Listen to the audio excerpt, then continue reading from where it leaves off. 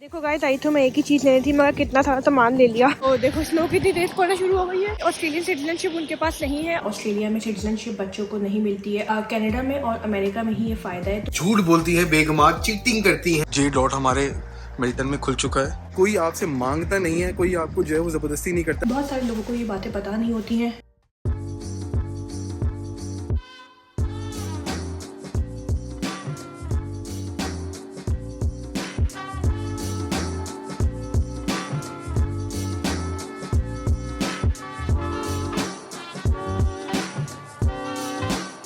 अस्सलाम वालेकुम and a very good morning. Welcome back to another vlog. कैसे हैं आप लोग? मैं अभी बच्चों को सुबह सुबह स्कूल से छोड़ के आई हूँ और अब जा रही हूँ मैं कुछ सामान लेने ब्लॉग फ्रेंड्स का। सोचा आप लोगों से कुछ कॉन्वर्सेशन की जाए। मौसम बड़ा ही जो है वो ठीक ठाक लग रहा है, सर्दी वाला।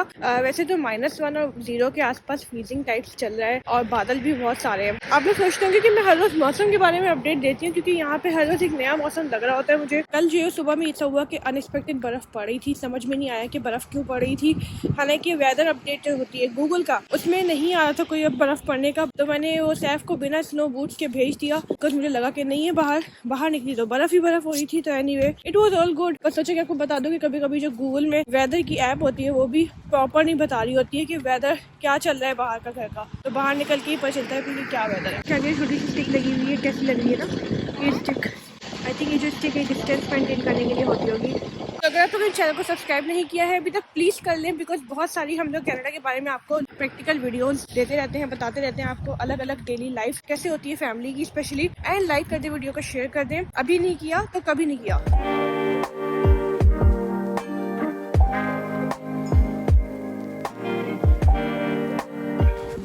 देखिए बर्फ बिल्कुल साफ हुई हुई है। मैं आपको भी और इंटरेस्टिंग से एक फैक्ट बताती हूँ जो मैंने मिल्टन में देखा। मुझे नहीं पता बाकी एरियाज में होता है कि नहीं, जरूर बताइएगा। ये मिल्टन में ना यहाँ पे हम लोगों ने कल ये चीज नोटिस की। कल मैं और अशर किसी काम से निकले हुए थे सुबह आई थिंक 10 बजे के आसपास बाहर निकले होंगे। तो बर्फ ही बर्फ हो रही थी, सारे वॉकवेज में बर्फ हो रही थी। साफ करना पड़ा ड्राइव वे बकायदा गाड़ी को निकालने के लिए। लेकिन जब हम लोग वापस आए 2 घंटे बाद तो सारा ड्राइव वे साफ, जबकि धूप नहीं थी। ड्राइव वे तो खैर चलो क्या पता हमारे लैंडलॉर्ड ने साफ कर दिया, राइट। सबके ड्राइव वे साफ थे, सबके वॉकवेज साफ थे। जो वॉकवेज होते हैं जिसमें हम चलते हुए जाते हैं ना, वो सब क्लीन। ऐसा लग रहा था कि किसी ने साफ किया और धोया हो। तो आई एम प्रीटी श्योर कि या तो काउंसिल का ये काम है कि वो लोग बर्फ को लिटरली क्लीन कर देते हैं क्योंकि सबके वॉकवेज साफ थे। तो जो पेडेस्ट्रियन होते हैं उनके लिए बड़ी आसानी होती है। तो मैंने सोचा आपके साथ ये भी शेयर कर लूँ कि एक मेंटेनेंस होती है जो गवर्नमेंट करती है। इट्स रियली गुड कि वो स्नो में इस तरह का ख्याल रखती है। आपकी काउंसिल भी ऐसा करते हैं, जरूर बताना। काम मुझे इंटरनेशनल स्पाइसेस के सेक्शन में मुझे सिर्फ एक चीज़ लेनी है और वो है ये सौंफ। Is really important. खत्म हो गई थी घर पे। छोटा वाला पैकेट हो जाए, मिलता है आराम से 2.99 का, सस्ता है। A few moments later. ये देखो गाइस, आई तो मैं एक ही चीज़ लेनी थी मगर कितना सारा सामान ले लिया। लड़कियों का ऐसे ही होता है। हम लोग जब भी स्टोर्स आते हैं ना, मतलब मेरे साथ तो कम से कम ऐसे ही होता है। Can't control. वो तो शुक्र है गाड़ी नहीं है। अभी गाड़ी अगर होती तो फिर तो पूरी डिग्गी भर जाती मुझे लगता है। हालांकि अभी 2 दिन पहले हमने ग्रोसरीज मंगवाई थी ऑनलाइन। स्टिल हम नहीं सुनेंगे। और आप लोग भी सोच रहे मैंने सुबह सुबह आप लोगों को ग्रोसरी रन्स करवा दी है और किसी ने कमेंट करके बोला भी था कि हमारे चैनल का नाम ना चेंज करके अशर जरा ग्रोसरी व्लॉग्स कर दो। तो यार मुझे इतनी हंसी आई देख के कमेंट। जिसने भी कमेंट किया था वाकई बहुत रियल किया था क्योंकि हम लोग बहुत ज्यादा ग्रोसरीज वगैरह के बारे में बताते रहते हैं because it's a part of our daily life.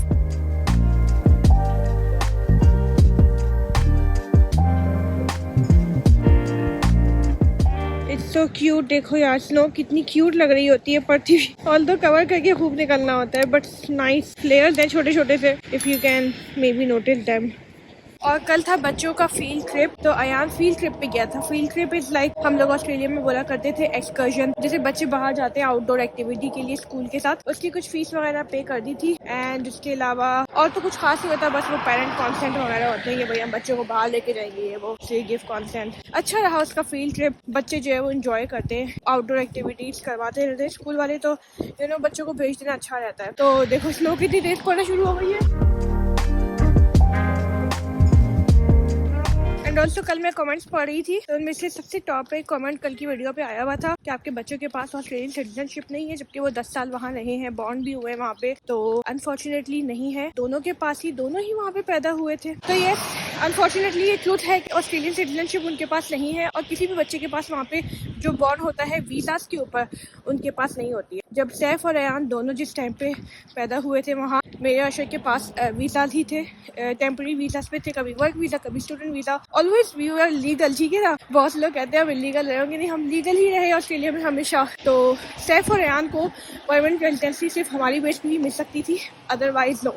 जब बच्चों को स्कूल पे ड्रॉप करने गई थी तो कुछ भी नहीं था और अब देखो कैसे बर्फ़ हो गई है हर जगह।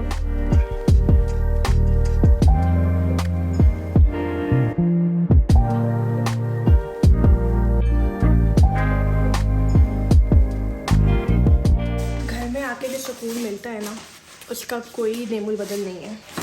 तो ये दैट्स अ बिटर रियलिटी कि ऑस्ट्रेलिया में सिटीजनशिप बच्चों को नहीं मिलती है अगर उनके पास वीज़ा होता है बाय बॉर्न।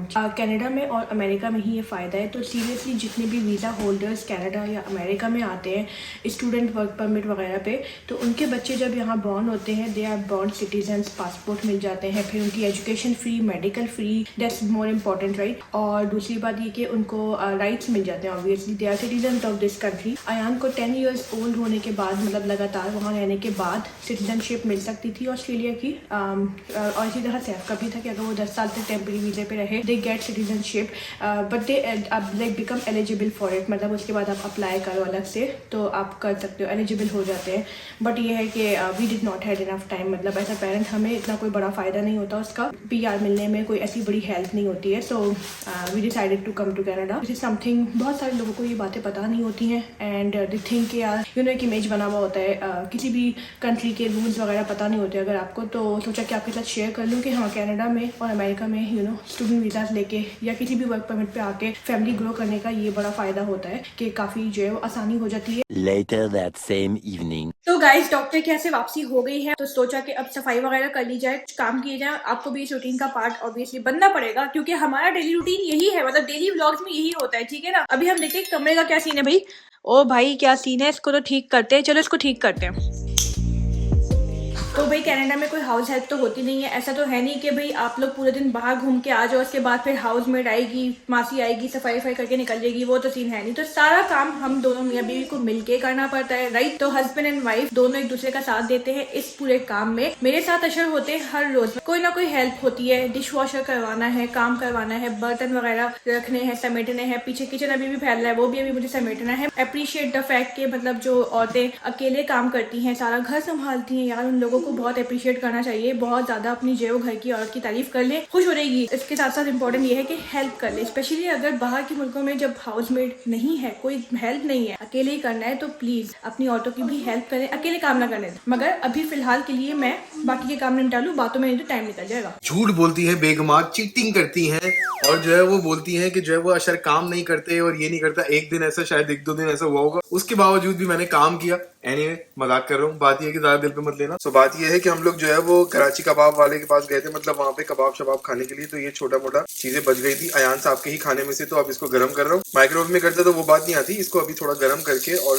अयान को दूंगा। स्कूल से आया अभी। आज हो गई घर की सफाई। क्या झूठ बोल रही थी व्यूअर्स को, बताओ जरा। झूठ आप बोल रहे, आप ये जो है वो बना बनाया खाना बस गर्म कर रहे हैं, पका नहीं रहे, खाना पका के दिखाए। जब भाई मेरा काम ही नहीं है पकाना तो मैं भाई क्यों पकाऊं, किस खुशी में है भाई। काम सभी का होता है भाई, आपका भी काम है। अभी मैं सिखाने वाली हूँ उनको बिरयानी, मैं अपने हाथ की बिरयानी, सीक्रेट रेसिपी है, किसी को नहीं बताऊंगी, मगर आपको सिखाऊंगी मैं ताकि आप बनाओ, मेरे लिए बनाओ। तो अगर तुम्हारे हाथ की बिरयानी तो भाई मैं क्यों बनाऊंगा, उसके लिए तुम्हें अपने हाथ काट के मुझे देने पड़ेंगे, समझी नहीं समझी कुछ भी। सो आजकल के बच्चों का, तमाम बच्चों का यही हाल है कि भाई बाहर की चीजें खाते हैं। देखो चिकन टिक्का इनको गर्म करके दिया है, कबाब वबाब गर्म करके दिए, पराठा तो वो ऐसे ही खा गए माशाल्लाह से। सबका आजकल यही होता है। हम लोग भी जब बचपन में ऐसे थे छोटे तो यही किया करते थे। सो अगर आप लोग रिलेट कर पाते हो इन चीजों से तो जरूर बताना हमें कमेंट्स में। तो सफाई वगैरह तो किचन की कर ली थी, लेकिन अब टाइम है खाना पकाने का। रात के मैं बना रही हूँ, गेस्ट करें आप लोग क्या बना रही हूँ मैं। तो गोभी गोश्त बना रही हूँ आज मैं। गोभी गोश्त के लिए यहाँ पे प्याज का बघार चढ़ रहा है, अभी बताती हूँ, शेयर करती हूँ अपनी सीक्रेट रेसिपी की मैं गोभी गोश्त कैसे बनाती हूँ।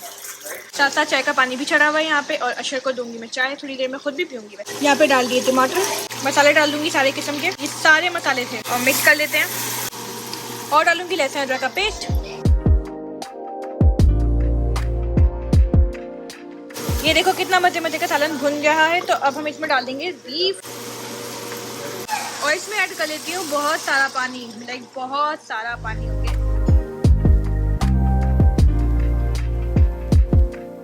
1 hour later. बीफ भुन के रेडी हो गया है, अब इसमें डालते हैं हम गोभी। ये देखो कितना जबरदस्त गोभी का सालन बन गया है। इसमें मजीद फ्लेवर्स डालते हैं। देखो मैंने काट के रखा हुआ है हरा धनिया, अदरक और मिर्चें। देखो यहाँ पे मैं डाल रही है थोड़ा सा और गरम मसाला ऊपर से, और ये ऑप्शनल है मगर मैं ऐड करती हूँ कसूरी मेथी। मुझे बहुत पसंद है कसूरी मेथी सब्जियों में ऐड करना, और कीमे में भी बहुत अच्छी लगती है, तो लेट्स ऐड इट। ये देखो बहुत अच्छी आती है इसकी खुशबू। इट्स लाइक अ ड्राई मेथी। ये देखो क्या ज़बरदस्त माशाल्लाह कलर आया है इसका यार, माशाल्लाह माशाल्लाह बोल दें। साथ चाय हो गई है रेडी, और यहाँ पे चल रहा है ओनो। आप लोग ओनो खेल रहे हैं अकेले अकेले हैं? ओनो चल रहा है यहाँ पे। उनो उनो उनो ओनो का उनो गेम। बोलो उनो बोल के और ऊनो और हमारे बच्चे और हम लोग सब ऊनो में एकदम एक्सपर्ट हो गए हैं। Later. ये देखो भाई जुनीद जे डॉट हमारे मिल्टन में खुल चुका है, अच्छा लग रहा है। ये देखो जबरदस्त भाई, क्या बात है, मजा आ गया। सो जिम जाने से पहले मैंने सोचा, अभी सना के साथ किसी काम से आया हुआ था कि यार मगरिब है, मतलब मगरिब की नमाज पढ़ लेते हैं। जैसे ही एक छोटी सी आपको मिसाल देता हूँ कि मेरे पास ऐसा जिम का कार्ड है जो पूरे कनाडा में हर जगह चलता है, मतलब मेंबरशिप ऐसी है। सो अल्लाह ताला की जो मेंबरशिप होती है मतलब वो बिल्कुल फ्री होती है, और जिम की मेंबरशिप के लिए हमें हर हफ्ते हर महीने पैसे खर्च करने पड़ते हैं। आप इसमें भी थोड़ा बहुत दे सकते हैं, जो भी आपकी साहिब हैसियत हो उस लिहाज से आप दे सकते हैं, मतलब ज़कात, फितरात या फिर मस्जिद का कोई भी चंदा, कोई भी उसकी मेंटेनेंस के लिए। बट ये है कि कोई आपसे मांगता नहीं है, कोई आपको जो है वो जबरदस्ती नहीं करता कि जाओगे तो आपको देने ही होंगे, ऐसा कुछ नहीं होता। जो आप साहिब हैसियत होते हैं, जितनी आपकी हैसियत होती है आप उस लिहाज से दे सकते हैं, और ये लाइफ टाइम की होती है। जब तक मतलब आप बालिग होते हैं नमाज पढ़ने के लिए, और जब तक आप पढ़ते रहते हैं, मतलब जब तक आपकी जिंदगी होती है, ये लाइफ टाइम की फ्री मेंबरशिप होती है। सो अगर ऐसी मेंबरशिप कोई और आपको दे रहा हो तो क्या मतलब बात हो जाएगी, है ना। मगर अल्लाह ताला जो है वो हमें इस तरह की मेंबरशिप फ्री देता है। तो जहाँ पे भी मौका मिले, मैं कोई मतलब खुद भी जो है वो बहुत ज्यादा पांचों वक्त का वो नहीं हूँ कि मस्जिद में पढ़ता हूँ, कोई ज्ञान बांट रहा हूँ, ऐसा कुछ नहीं, ये मत सोचना। तो जो है वो जहाँ पे मौका मिले, जब भी मौका मिले, नमाज पढ़ लिया अगर मस्जिद में। मतलब मैंने अपने अब्बू से सीखा ये चीज, तो थैंक यू सो मच अब्बू कि आपने मुझे ये चीज सिखाई कि मतलब मस्जिद में नमाज पढ़ने की अहमियत एक अलग ही होती है। दिल को एक अलग तरह का सुकून मिलता है, और जो उसकी मतलब एनर्जी होती है, ऐसा लगता है इंसान को कि यार उसने आज के दिन में मतलब बहुत ही कोई अच्छा काम किया होगा। चलो वही चलते हैं जिम।